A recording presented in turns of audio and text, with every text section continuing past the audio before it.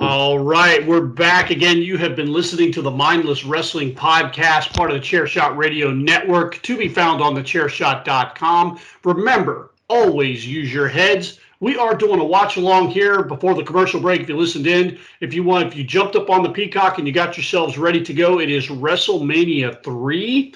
The timestamp on this one is 2 hours, 32 minutes, 22 seconds. So if you need to pause the podcast, go ahead and do that. Get yourselves lined up. We're getting ready to start this one. This is the main event of WrestleMania 3. Hulk Hogan versus Andre the Giant. Absolutely historic. We're going to start off with some little pre-match promos and just a little video package kind of explaining the story here.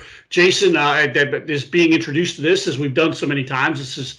We like to dig back on this podcast to stuff that Jason's never seen before, because we like getting his genuine real-time reaction to some of the stuff, because he's a little bit younger than Rob and I. He's about, 12 years? You're 38 this year, Jason?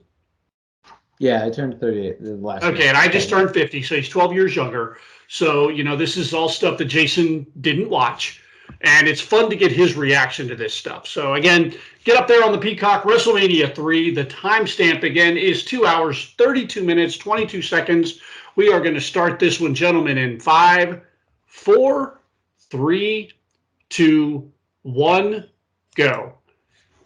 And we start off here with Andre the Giant and Bobby Heenan being interviewed by Mean Gene Okerlund. Obviously, Gene is asking Andre, why Andre, why? Because that was the question. Jason, if you got your volume up, bud, I need you to come back while you're shit. There you go. I don't need a copyright strike here, brother. So, yeah, they're basically, the question is, why Andre? Why? The backstory is, after years of friendship between Hulk Hogan and Andre the Giant, Andre turned on him, and we're getting ready to show that segment here in a moment. And Rob, if you want to take over from here, you can walk us through what we're about to watch. Okay, so this is the reason I picked this one, because I remember a few weeks ago, Ray and I debated, over whether or not Roman Reigns versus The Rock, how, whether it was the biggest match in 40 years or 20 years or whatever. And I said it would be the biggest match since this one. And this match was the culmination of Vince McMahon's vision for professional wrestling. Okay, the first two WrestleManias have been in basketball arenas. This was in a huge football stadium. Now, wrestling companies had run shows in football stadiums before, but they would get like 20,000, 30,000 people, maybe 40, and then the rest of the stadium would be empty. So, Vince had a vision of booking WrestleMania in a big football stadium and filling the whole thing up. And this show was that. This show was where he achieved that goal. And it was the biggest, it was the biggest show maybe at that point in wrestling history, as far as, attendance and all. And of course, there's the kind of running gag about the actual attendance. They said they announced 93,173 people in the building, and no one seemed to have a problem with that until, some wrestling nerds maybe about 20 years ago decided to dispute it, because it's a shit ton of people. The real number is supposedly like 75,000, but does it really matter at that point? Like, are we really going to nitpick a couple thousand people? And then also 93,000 people were in the building. Yes. Which is what they always say. Okay, at every event, they tell you how many people are in the building, and they're fibbing because they want to announce the biggest number possible. Okay. Yeah. They do that at concerts. They do it at campus parties, on college, on universities. Okay. Yes, you claim the biggest number, that you can. Okay. And right. So it's not that big of a deal. Well, welcome to the entertainment industry. They've all been lying to us for a century now. Yeah. And, but this show was the culmination of his vision. And so Roman Reigns versus The Rock would be the culmination of these last few years. Yeah, and I've said, on this podcast and in chat with you guys privately, I feel like this year's WrestleMania is going to be Triple H's WrestleMania 3 because we are literally watching the passing of the torch, similar to the way we watched Hogan and Andre. Andre was Vince Sr.'s guy. I mean, Andre obviously wrestled the world and was more of like a gun for hire, but he spent some of his time with Vince's dad, and now Vince's guy, his big marquee attraction is now going up into the generation in a generational match, a passing of the torch. We've got Vince's single biggest creation in The Rock going against what's been handed off to Triple H, his current biggest attraction, Roman Reigns. So we're seeing a lot of parallels with these matches. So I see where you came to that conclusion, Rob. Yeah, and then I guess another thing I was thinking of was some people have been, saying that this match won't be very good, and they've been kind of pointing to The Rock's physical condition as the reason. And The Rock is in much better shape than Andre the Giant was in 1987. Right. And, Andre at this point, look, this was the match that Vince was going to have as his big match, Hogan versus Andre. It was just a matter of when. Yeah. Just like Roman Reigns versus The Rock has been the match they've wanted to do since the Tribal Chief thing started. That is the match that they've wanted to do. Right. And it's just a matter of when. And so with Andre, if you look back at WrestleMania 2, he won a Battle Royal. He did not look in very good shape at all. So at that point, I mean, I think it's pretty obvious that they saw what kind of shape he was in then, and they said, okay, well, we got to do it. We can't. He actually slimmed up a bit from that Battle Royal to this match because they showed a clip of the Battle Royal here just a minute ago in the video package. Andre had a huge belly. I mean, Andre was always a big guy, but he just really had like a beer gut going on. And there were a lot of people arguing whether or not physically Andre should have been in the ring during this match. But you can't not book this match. Yeah, and so they got to the point where it's like, okay, well, we have to. We can't wait. We can't. It's now or never. We're never going to get this opportunity again. So, yeah. Quick side note: we've got Bob Uecker out here. How fun was Bob Uecker back in the day? Oh man, yeah. I mean, this dude was everywhere at all times. He was, what was he? Bud Light commercials? Is that what he was doing? I think so. It was. I think he was doing Bud Light commercials back in the day. He was on the wrestling show. He was in the Major League movie. Bob Uecker was everywhere, man. Yeah, and so. This, and again, this is what, this was the pinnacle of this era, this match. And so now. As Jason pointed out, Gladys Knight opened the show with the, with the national anthem. Aretha Franklin. Aretha Franklin. I'm sorry, not Gladys Knight. Aretha Franklin. I apologize, Jason. Don't apologize to me. Apologize to Aretha. Apologizing to Aretha. Well, you need a Ouija board for that one. Okay. Yeah. Now, she heard me. Right now, Jay is probably rolling over. Yep. What the hell did he just say? Yep. But, so, yeah, and so this match, Roman Reigns versus The Rock, will be the pinnacle of these last, couple of years. And I know we talked about it, but, dude, when The Rock came back to do Rock Cena, he wasn't The Rock. He wasn't, you know what? He wasn't Dwayne. He wasn't Dwayne Johnson at that point. And he's just transcended into a whole new level of superstardom that I'm not sure people quite understand how cool it is that he actually might come back.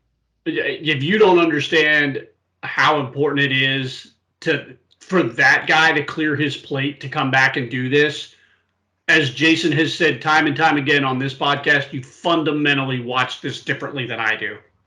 Yeah. I mean, yes, Cody finishing the story is going to be grand, but there's, from a booking standpoint, from a money standpoint, from a history standpoint, there's no reason why you don't do Roman Reigns versus The Rock if The Rock is still capable of going in any capacity, which he is. The Rock is going to be just fine. Look, I love Roman Reigns. I love Cody Rhodes. And there are a lot of famous wrestlers that I don't love. There's a ceiling to their level of fame. Yeah. And who recognizes them. Dwayne has smashed through every single ceiling there is, and there are people in, other countries and people who it probably never even seen him inside a ring who know who he Yeah. is. The beauty of it is all the people that are out here talking about The Rock like he's cooked. Like, okay, yeah, Black Adam didn't make as much money as everybody thought it was going to make. He's had a couple of swings and misses at the box office, but everybody's acting like he's cooked. One could argue that the Black Adam was a hit because it was the best performing DC movie since Zack Snyder's Justice League came out. It outperformed Blue Beetle. It outperformed Wonder Woman 84. It outperformed anything that came after it. So you can't really call that a swing and a miss. And the guy just signed like a $50 million deal for movies with Netflix. So that doesn't sound like a guy who's cooked. He could probably live off of tequila money. This doesn't sound like a guy who's cooked financially or who's trying to beg his way back into everybody's favor. This is a guy who is so busy, he's got to try to find time to clear his plate. And frankly, so his that he plate can train. might have cleared because of a few fumbles. He's had a few fumbles. I'm not going to call the guy cooked or anything like that. He's not hit a couple of home runs here, but at the same time, he's far from in the mud. And if he is in the mud, his level of mud is a much different level than my mud. And guys, again, if you were just still cooking at like peak Dwayne level, where he's doing Jumanji back to back with, San Andreas back to back with whatever, he wouldn't be able to fucking do this. Right. So we need to appreciate it for what it is. And everybody else on the roster will be fine. The Rock is literally going to take up cumulatively probably 2 hours worth of TV time between now and the end of WrestleMania. Yeah, and I thought of this today, by the way. Roman, either at Dwayne, definitely in front of Dwayne, not with Dwayne physically present, but Roman extending the hand, turning the palm upward, and then curling the fingers 1, 2, 3 times at Dwayne "The Rock" Johnson, telling him to just bring it, will cause my soul to transcend into places beyond gods and kings. And so let me just make an analogy here. They did a special 50th anniversary of hip hop, like kind of a performance thing, about a month ago. Okay, and so they had all these great all-time hip hop artists, and for one time only, Will Smith, the Fresh Prince, and Jazzy Jeff were available to be part of the show. So that's cool. So who did they put in the closing, for lack of a word, position? The main event? Who did they put there? Will Smith? Yes. Yes, correct. Now, you want to talk about Cook, you want to talk about a guy who hasn't had a hit for a minute. It's a good analogy, Rob. That's actually really good. So we've got the stare down here with Hogan and Andre. They're both in the ring now. Andre's now in a singlet instead of just trunks. And Hogan's already hulking up. He's already tense. Like, here we are. He's jaw jacking. The shoves. And then just that Hogan is 6'8" and Andre makes him look smaller. Yeah. Here we go. This is the story. Wild. Hogan goes for the body slam early on. Andre falls on him and almost pins him. Yeah. And now Andre's just beating the shit out of him. Yep. Like, that was just awesome. Hogan selling for all he's worth. This 500-pound plus man just fell on me. I tried to body slam him. I'm an idiot, and now my back hurts. And just for context, Hogan was the guy who body slammed all the big people that no one else could body slam. Right. That was his thing back in 1983. Yeah. So Big John Studd, the only person who slammed Big John Studd other than him was Andre, and he slammed King Kong Bundy. Nobody could pick up King Kong Bundy, and of course nobody and no one even tried to pick up Andre at this point. Of course, the nerds. Stan Hansen slammed him. I think Kamala slammed him at one point. Andre was like 100 pounds lighter. Right. And guys, again, as we say on this podcast, it's okay to play along. That's just like, if you heard Jimi Hendrix do All Along the Watchtower, yes, Bob Dylan did it before him. Okay. Hendrix did it better. Nobody cares. And that's no shame to Dylan's version. It's a fine version, but. Yeah. Right. Hogan's selling in this is incredible. Like, he's really just making you believe Andre's killing, and Andre probably is killing him. I love the story, whether it's kayfabe or not, that everybody was worried at the beginning of this match that Andre might not play along. Because I guess Andre had a history of, Andre did what Andre wanted. And if Andre didn't want to do business, business was done how Andre wanted it. Yeah, wasn't a whole lot you could do about it if you didn't. Were you going to tell him no? I absolutely love that story, though. They're all terrified. Like, Vince is terrified. Hogan's terrified. We're not even sure Andre won't talk to anybody. He won't tell anybody anything. Because, like, well, Andre, like, you either lay down or you get put down. Right. Like the adage goes, you sell because you want to, or you sell because you have to. Yeah.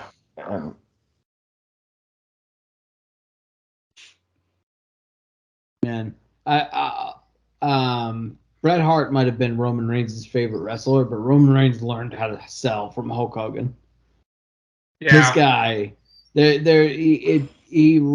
except all the big stuff, he rides the lightning between selling the injury and doing the for lack of a better term, the Dolph Ziggler. Yeah. Like, he's selling it as real world pain, but as he famously said, he's selling it to the kid in the back row of the stadium.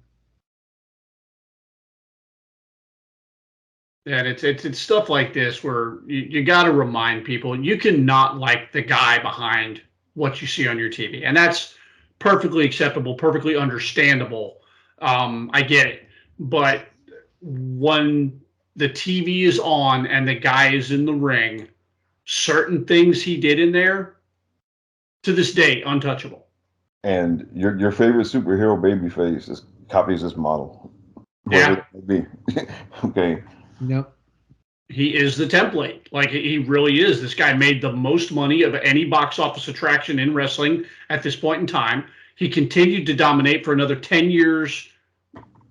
10 years solid after this. And then, once the NWO thing kicked in, he dominated for another 5 or 6 years after that.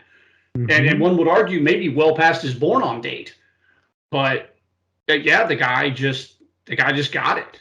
He got the business. He understood what it took to make the other person look good. And one of the criticisms he'll get, that was pretty slick. Andre went for the headbutt. Hogan ducked. Andre went off the top turnbuckle. That was a slick little move. Yeah, apparently Hogan, he knew what to do in the ring, and he also knew what to do backstage. And so he also knew in the ring what he didn't have to do. True. And so many people forget that. He did more with less. And, guys just don't get that these days. Right, which is one of the reasons why I made the points I made about the Samoa Joe match, was that they didn't do too much. They did exactly what was necessary. And Hogan was, he was the master of that. When's the last time you saw Roman pull out the Rough Rider? He's done it one time that I remember. And he doesn't do that. He did it a second time.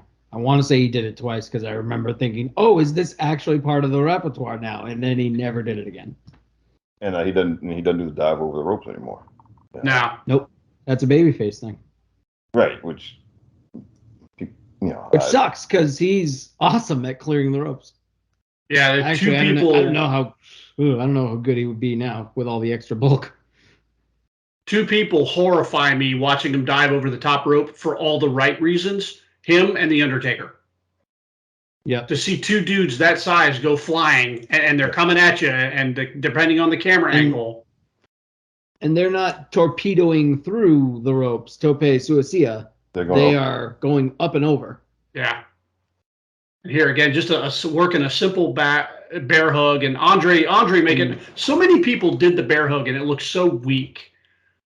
Like, I love the bear hug as a move, but depending on who did it, it looked like crap. Andre's he's cinching it in, he's working it. Hogan's selling it. This is how you do a bear hug. You know who should do a bear hug? He's also built like Bigfoot, dude. It's probably easier for him. Yeah. But and it's also a good rest hold for Andre to kind of protect Andre. Yeah. Yep. I'd like to see Otis and do Hogan's a bear hug. selling it to the moon. Oh yeah. We got and that's part of what's making it work. He's And this is the fading. other thing, like when you're in a quote unquote rest hold, you're supposed to move around, you're supposed to fight. Guys, I think he's fading. He is. He's fading. Hogan's fading. You can't get any breath into his lungs. But yeah, you're supposed to sell the rest hold. Don't just sit there. I mean, you're supposed to be trying to get out of it. This is what's supposed to be a competitive wrestling match. You don't just sit there and while somebody's working a chin lock. You're supposed to be, as the guy taking it, you're supposed to be thinking, how do I get out of this move? You know, he's cutting me off. I'm fading, but I also still need to be trying to get out. And that's what Hogan's doing here. Like, yeah, he's fading. He's channeling the power of the Hulkamaniacs. He is. He's the kid in the back row. Yep, exactly. That little kid's screaming for all he's worth for the Hulkster, and the Hulkster hears him.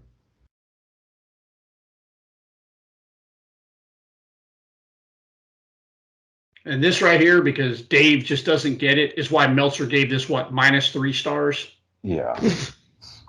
Anyway. Idiot. Yeah, and there's some 45-minute circle jerk match, 5 stars. Yeah. Whatever. Oh, here he is. Uh-oh. There's just enough life left in the Hulkster, brother. So, I can hear you. You guys weren't lying. Andre's in a state of disrepair at this point. Yeah, Andre's body was failing him miserably at this point. And I think he went for at least another year. Not full time, but Andre wrestled the big shows for another year at least. Yeah, I think he did the next couple of WrestleManias at least. Because he feuded with Jake. I think he feuded with Randy. He feuded with he was a tag team champ with Haku for a little bit. Yeah.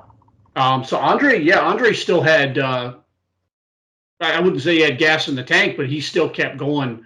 And if you guys haven't watched it, I don't know if you have or not, but on Max, there's the Andre the Giant documentary. They talk about that a bit. Huh? They do a floor spot in this? They do, yeah. No, I never do that. But the Andre documentary is really good if you haven't seen it. They talk about his last couple of years in WWE, and it's kind of sad because him and Vince kind of had a big falling out because Andre wanted to still go, and Vince was like, he can't, and Andre felt differently, and I guess their last words to each other were not very friendly. Vince, at least in the documentary, had a great deal of regret over that because they never... Vince has managed to kind of reconcile, as Andre posted himself. Vince has managed to reconcile with most. He never reconciled with Andre. Right. Never. Really good documentary if you haven't seen it. That is actually where the Vince McMahon meme of him crying comes from. Yes. Right? Yes. Yeah. Because they ask him about Andre, and he's like, you know what, I can't. And so that's who he's talking about. But by the way, when you see the other half of that meme and he was crying and sniffles, and then he just looks and says he was special. That's Andre. Yeah. So that is the type of this bump from Hogan was awful. It's like if you're not going to take the bump and make it look good, don't even attempt the spot. Yeah. That's my only complaint with this whole thing is that floor bump where they pull it up. It's obviously that floor's hard. You don't want to take that bump, but if you're not going to take it, don't even do the spot. Yeah, don't tease.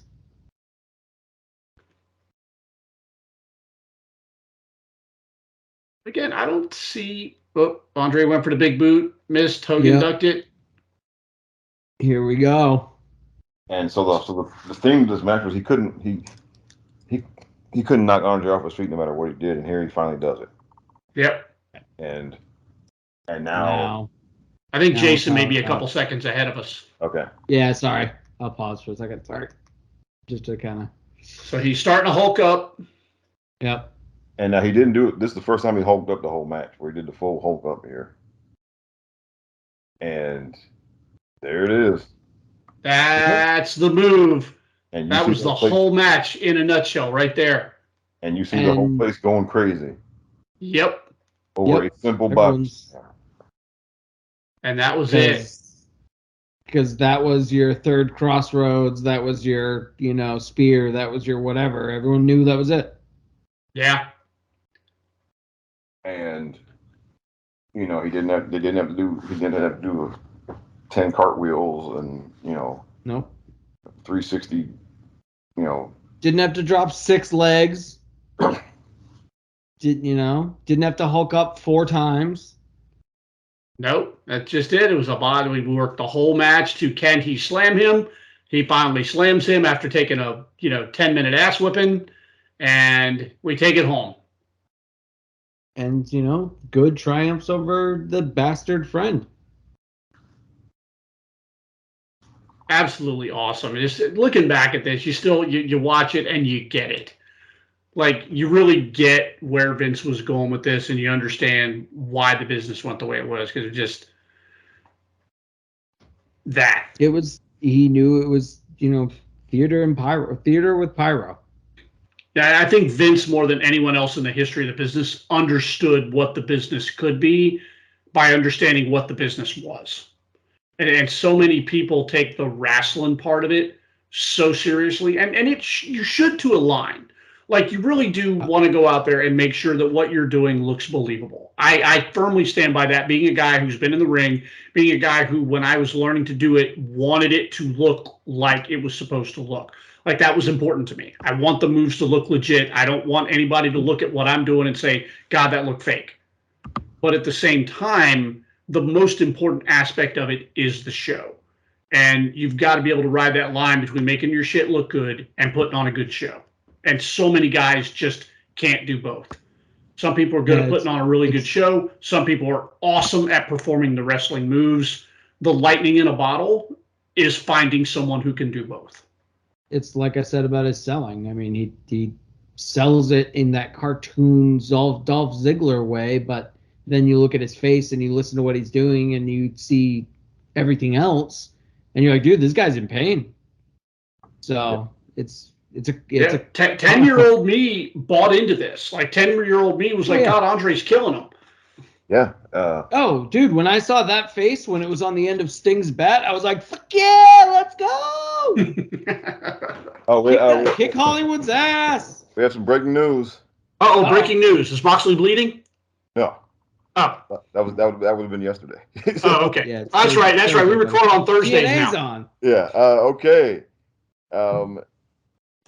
Kazuchika Okada will be leaving New Japan Pro Wrestling after the conclusion of his contract on January 31st. Oh, boy. So he will not be in the Rumble.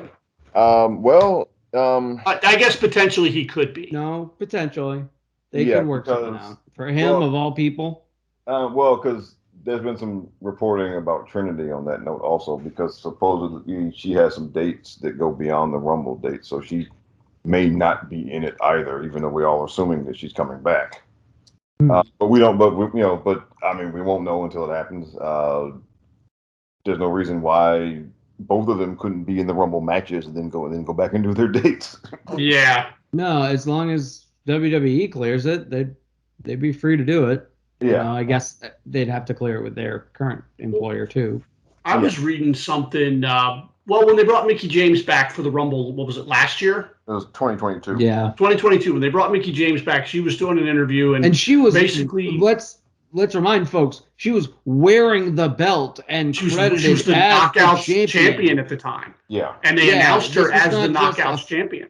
Yeah. Correct, yeah. But they told her at the time, and she's talked about this in an interview, that when they contacted her, they're like, these days there really aren't that. The boundaries are down. It's basically what they were saying. The walls are down. WWE is open to at least exploring business opportunities with other people. And, we saw that with Mickie James. I think that may have been the knocking of the door, and something that I didn't know just because I don't follow it that closely. I guess Scott D'Amore is Hugh Morris, right? Isn't that what Ray Cash said last week on this show? I don't think so. I don't know the ins and outs. Okay, well, I thought Ray Cash said that. I have to go back and listen to the episode. But still, I think they've got not a working relationship with Impact, but it would not shock me if they have an open door kind of communication. Well, you have to look at it this way. I mean, at least in terms of how you would look at that policy, in terms of how we don't play in other people's sandboxes and we keep to our own sandbox and all that stuff. Well, then you have your upstart competition on the other cable channel figuratively being the gateway to all of these other promotions and whatnot, because, they have Ring of Honor, partnering with them before they gobbled them up. And then they did work with New Japan. They did work with TNA, Impact at the time. And so wouldn't you go, no. We are the big dance. You guys are auditioning for the big dance, and we are the big dance. So let's reestablish things here. Because at that, you could argue that, AEW was the top of that food chain. So, I could totally understand they're more, at least the pickup, maybe not open door policy, but pick up the phone. Yeah. Well, also, I mean, we said before, TNA, they're not a threat, right? They stay in they stay in their corner of the street, so it's not that big of a deal to do each other a solid every now and then, because like they've freely given WWE footage at times for people like AJ Styles, to put in some of their packages or whatever. Yeah. So and I mean, they haven't. I think not that she's anything to do with them now, but they've interviewed Dixie and things like that. So yeah, for specials on the networks. So I mean, they clearly have a hey, we don't have no problem with you, you don't have no problem with us kind of relationship, if nothing else. Right. But so Okada is now, my guess, like you wouldn't be getting this kind of announcement if he was going to show up in the Root Beer show. Right. No. Because you wouldn't have to make a big thing out of him leaving, because they work together anyway. So if he's leaving, and for people who have jumped fences, like Tony just all of a sudden says, "Hey, we worked with this person in the past. We love them. Guess what? They're all elite now. Yay!" Now they might make a bigger deal out of Okada, but I still don't think they'd let it leak that his contract's up and he's in the wind. Yeah. So he's leaving, which means I think you can very well expect him to show up in Titanland. Yeah, sometime. So very, very interesting. The road to WrestleMania is going to be awesome. And the Chairshot Radio Network is going to have coverage of all of it. News, analysis, opinions, podcast galore, articles galore. That's the Chairshot Radio Network. You can find all that on thechairshot.com. Go check that out. Listen, like, subscribe, do everything you need to do to support your independent podcasters, including this one, the Mindless Wrestling Podcast. We're going to call the go home here. It's been an awesome show tonight. Jason, I'm sorry, has the finger up. Jason has one more thought. One more thought on Kazuchika Okada possibly coming to WWE land. If he does end up in under a contract on Raw or SmackDown or anything like that, and he has a 2-year, 3-year contract, and we do not get Roman Reigns versus Okada in a minimum 20-minute match, at some point, we fundamentally fucked up. We're in the wrong timeline. We need to go back. Because that's like a sliding doors type match that we talk about 3 or 4 years ago, 2 or 3 years ago, etc. And then you kind of go, yeah, but it'll probably never happen. So now that he's in the wind, at least, I want to put that out into the atmosphere. All right. You heard it here on the Mindless Wrestling Podcast, again, part of the Chairshot Radio Network. Going to wrap back around the room here. Jason, sir, fun show. This was fun. I like this tonight. God, sliding doors is such an old reference. Do you think even people get that? Nobody gets that. I don't even get that. It was a movie, I think, right? Yeah, it's about like alternate, what ifs and alternate timelines. Okay. I thought so. I just never watched it. So I got the reference. It's an older movie. It's more on you two's timeline than it is mine. God damn, he just called me old. I'm moving on from Jason, from the Rob the Genius podcast. Mr. Rob, fun show tonight, sir. I had a good time. Thank you. And I very much want to see the Okada Bucks raining down at WrestleMania when he comes to the ring. Oh, God, the Rainmaker entrance would be amazing at WrestleMania. That's custom made for WrestleMania. And keep the music, Hunter. Yes, keep the music. Yeah. And again, the man with the award-winning and holy beard, DJ, you've been listening to us. We have been enjoying entertaining you, and I hope you've been enjoying the same. Remember, you can call it pro wrestling, you can call it sports entertainment, you can call it whatever you want, but call it in the ring, and we're out of here till next week.